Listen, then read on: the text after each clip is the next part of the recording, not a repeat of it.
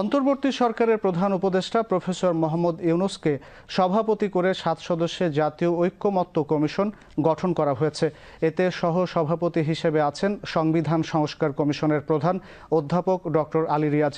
গতকাল এ সংক্রান্ত প্রজ্ঞাপন জারি করেছে মন্ত্রিপরিষদ বিভাগ।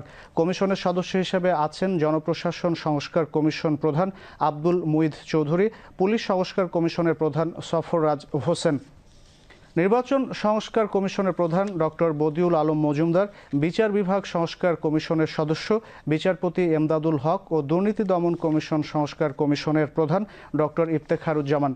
প্রজ্ঞাপনে বলা হয়েছে 15 ফেব্রুয়ারি থেকে এ কমিশন কাজ শুরু করবে। আগামী নির্বাচন সামনে রেখে নির্বাচন ব্যবস্থা, পুলিশ, বিচার বিভাগ, জনপ্রশাসন, সংবিধান ও দুর্নীতি দমন বিষয়ে সংস্কারের জন্য গঠিত কমিশনগুলোর সুপারিশসমূহ বিবেচনা ও জাতীয় ঐকমত্য গঠনের জন্য রাজনৈতিক দল ও শক্তিসমূহের সঙ্গে আলোচনা করবে এই কমিশন।